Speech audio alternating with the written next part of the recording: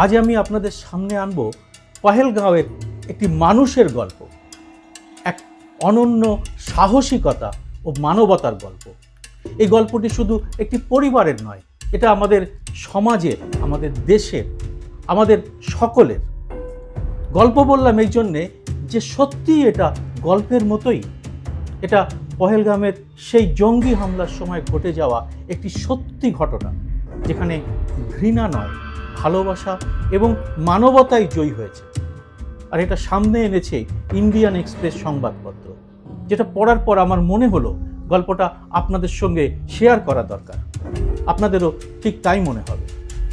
এই অসাধারণ মানুষটিকে অসংখ্য কুর্নিশের পাশাপাশি আমি ধন্যবাদ দিতে চাই এই ঘটনার সঙ্গে যুক্ত সেই মানুষটিকেও, যিনি বিজেপির একজন কর্মকর্তাও, আর তার স্ত্রীকে, যিনি মায়ের মন নিয়ে পুরো ঘটনাটি জানিয়েছেন সবাইকে।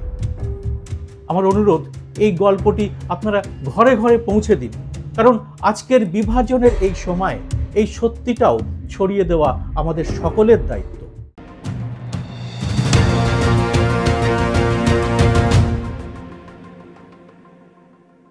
নমস্কার, সবাইকে স্বাগত। আমি সুব্রত বসু। কাশ্মীরের পহেলগাঁওয়ে ঘুরতে গিয়েছিলেন ছত্তিশগড়ের বিজেপি নেতা লাকি পারাশরের পরিবার। তাদের গাইড ছিলেন নাজাকাত আহমেদ নামে স্থানীয় একটি কাশ্মীরি মুসলিম যুবক। জঙ্গি হামলার ঘটনার কিছুক্ষণ আগেও নাজাকাত লাকির ছোট্ট ছেলের সঙ্গে হাসি মুখে খেলছিলেন। বাচ্চাটি এই সময় তাকে নাজাকাত বলে ডাকছিল।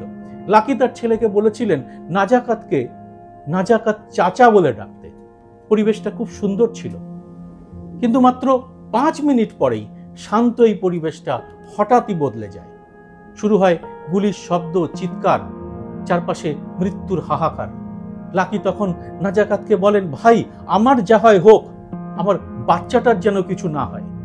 বাচ্চাটির মাও চিৎকার করে নাজাকাতের সাহায্য চাইতে থাকেন, যেমন প্রতিটি বাবা মাই করে থাকেন। এরপরে কি করলেন নাজাকাত? ওই হামলার মধ্যেই নাজাকাত শিশুটিকে বুকের মধ্যে জড়িয়ে মাটিতে শুয়ে পড়েন। লাকিও তার স্ত্রীকে বলেন, চিন্তা করবেন না, প্রথম গুলিটি আমার গায়ে লাগবে, আমাকে না মেরে কেউ এই বাচ্চাটিকে মারতে পারবে না। ইন্ডিয়ান এক্সপ্রেসে লাকি এবং তার স্ত্রী আবেগ আপ্লুত হয়ে জানিয়েছেন, আমাদের সবকিছু রক্ষা করেছে ওই মানুষটি। আর লাকির স্ত্রী কি করেছেন? তিনি এরপর ফেসবুকে নাজাকাতের জন্য একটি হৃদয়স্পর্শী বার্তা লিখেছেন। তিনি নাজাকাতকে ধন্যবাদ জানিয়ে বলেছেন, নাজাকাত ভাই, সেই ঘটনার 5 মিনিট আগের ভিডিওটা আজও আমার চোখে ভাসে।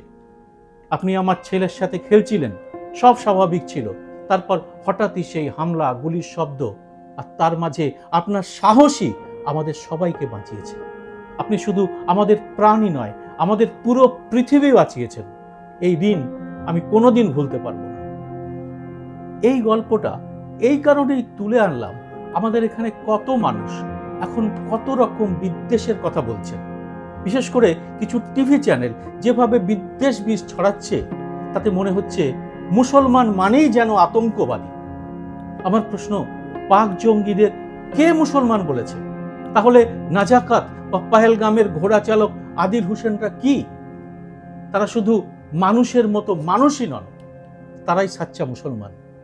বিপদের সময় তারা প্রাণ হাতে নিয়ে দাঁড়িয়েছেন তাদের কাছে সাহায্য চাওয়া প্রায় অপরিচিত মানুষের পাশে। ওড়িশার খ্রিস্টান পাদ্রী গ্রাহাম স্টেন্সকে 2 শিশু সহ যারা গাড়ির মধ্যে জীবন্ত পুড়িয়ে মেরেছিল, সেই দারা সিং এবং তার সঙ্গীরা কি হিন্দু? না, তারা হিন্দু নয়। ওড়িশার বিজেপি সরকার তাদের একজনের শাস্তি মাফ করতে পারে, দল তাকে মালা পরিয়ে বীরের সম্বর্ধনা দিতে পারে, কিন্তু নাজাকাতের মনুষ্যত্বের এক বিন্দুও কি তাদের মধ্যে রয়েছে? বা ধরুন বিলকিস বানুর শিশু সন্তানের খুনি এবং ধর্ষকদের কথা, যতই তাদের সংস্কারী ব্রাহ্মণ বলে মালা পরিয়ে জেল থেকে মুক্তি দেওয়ার চেষ্টা করা হোক না কেন, তারা কি মানুষ? আপনি কি নিজেকে এদের মতো হিন্দু ভাবতে পারবেন? বা পারবেন হিন্দু সাধ্বীদেরই ধর্ষণকারী রাম রহিম বা শিশু ধর্ষণের দোষী আশারাম বাপুদের মতো নরপিশাচদের আপনার হিন্দুত্বের সঙ্গে এক করতে?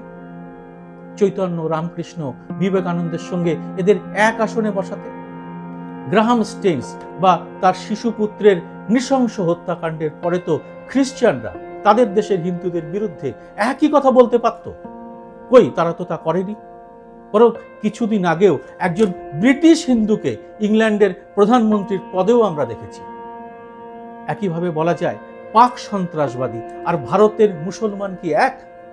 যখন কোনো হিন্দু চরমপন্থী অপরাধ করে তখন কি সবাইকে দোষী বলা হয়?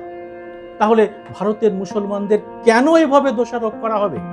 কেন ভাঙচুর করা হবে তাদের দোকান? কেন সমাজ মাধ্যমে ছড়ানো হবে এরকম বিদ্বেষ বিষ?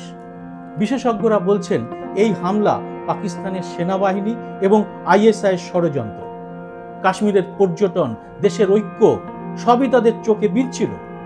কারণ গত মরশুমে প্রায় 2.5 কোটি মানুষ বেড়াতে গিয়েছিলেন।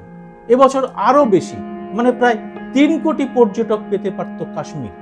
কাশ্মীরের হোটেল উপচে পড়ছিল, সেখানকার মানুষ রোজগার পাচ্ছিলেন। আর রোজগার পেলে তো আতঙ্কবাদের দোকান বন্ধ হয়ে যায়। 200-400 টাকা দিয়ে মানুষকে আর বন্দুক ধরানো যায় না। আর তাই এরকম হামলা চালিয়ে কাশ্মীরকে পর্যটক শূন্য করে দিল জঙ্গিরা। আর পাশাপাশি পাকিস্তানও চাইল ভারতের মধ্যে তৈরি হোক অশান্তি, দেশটাকে ভাঙতে হবে।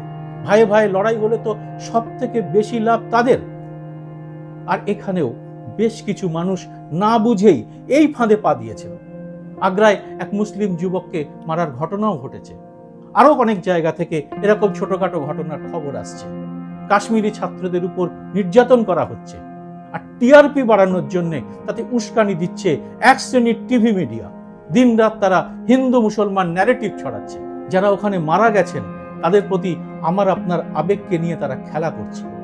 আর এতে হাত শক্ত হচ্ছে পাকিস্তান এবং লস্কর-ই তৈবার মতো জঙ্গি সংগঠনের। আমাদের বুদ্ধি বিবেক দিয়ে এই ফাঁদ এড়াতে হবে। কিছু রাজনৈতিক দলের IT সেল থেকেও এমন বিদ্বেষ ছড়ানো হচ্ছে। এই ঘৃণা ছড়ানো বন্ধ করতে হবে। বুঝতে হবে এই দেশের ভেতরেও কোনো গোলমালের পরিস্থিতি তৈরি করার জন্যই এই ফাঁদ পাতা হয়েছে।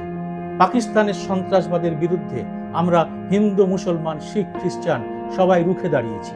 যদি আপনার আশেপাশে কেউ মুসলমানদের বিরুদ্ধে বা কাশ্মীরিদের বিরুদ্ধে বিদ্বেষের কথা বলেন, তাকে থামান, তাকে বোঝান, তাকে নাজাকাতের এই কাহিনীটি শোনান। সরকার এবং দেশের বিরোধী দল এখন একজোট হয়ে একসঙ্গে রয়েছে। এই কঠিন সময়ে আমাদেরও এক থাকা খুব জরুরি। ঘৃণা নয়, ভালোবাসা এবং একতা দিয়েই আমরা দেশকে আরো শক্তিশালী রাখতে পারি। এই বার্তাটাই সবার কাছে যতটা পারেন পৌঁছে দিন। এটুকু তো আমরা দেশের জন্য, সমাজের জন্য করতেই পারি। জয় হিন্দ, সত্যমেব জয়তে।